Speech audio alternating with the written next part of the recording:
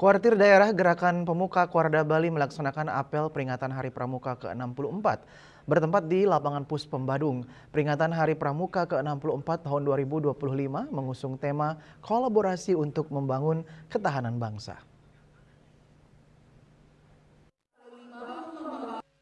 Peringatan Hari Pramuka ke-64 Kuarda Bali di Kuarca Badung tahun 2025 dibuka dengan pementasan tari kolosal bertajuk Dharma Kesatria yang dibawakan ratusan siswa dari SMP Negeri 2 Kuta Utara.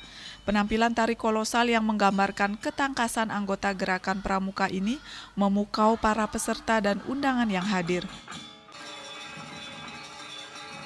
Acara dilanjutkan dengan apel, bertindak sebagai Inspektur Upacara Kepala Badan Kesatuan Bangsa dan Politik Kaban Kesbangpol Provinsi Bali, Gede Suralaga, mewakili Gubernur Bali.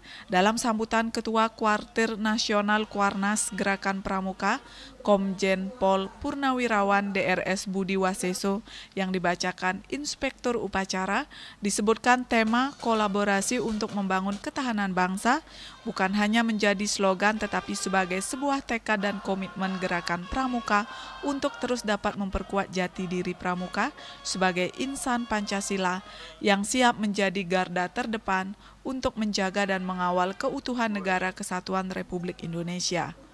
Diharapkan setiap pramuka akan senantiasa memegang teguh Pancasila, Undang-Undang Dasar 1945, NKRI, dan semangat Bhinneka Tunggal Ika.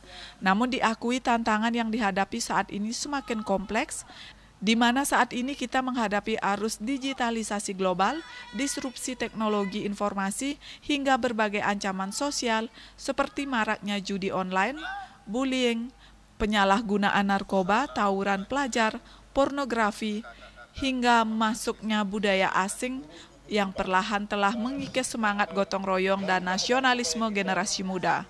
Dalam menghadapi tantangan tersebut, Gerakan Pramuka diharapkan hadir sebagai salah satu solusi strategis untuk membentuk karakter generasi muda yang tangguh, berintegritas, dan berwawasan kebangsaan yang siap menghadapi perubahan zaman tanpa kehilangan jati diri sebagai bangsa Indonesia.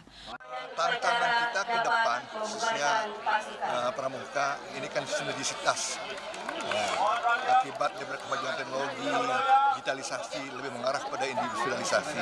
Oleh sebab itu sinergisitas, baik sinergisitas di bidang pendidikan dengan sekolah-sekolah, sinergisitas dengan lingkungan, bagaimana pramuka peduli dengan lingkungan, peduli dengan sesama, sayang dengan sesama, kemudian sinergisitas kebangsaan, bagaimana pramuka tampil sebagai penghubung, sebagai perajut persatuan bangsa. Ini pramuka pasti bisa hal itu.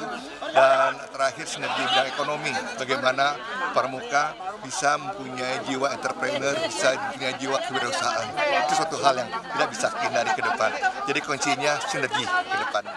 Co Aceh menambahkan pramuka diharapkan menjadi wadah dalam membentuk karakter bangsa, anak-anak yang kreatif dan inovatif, namun tetap hormat dengan orang tua, guru, pemerintah, dan Tuhan Yang Maha Esa.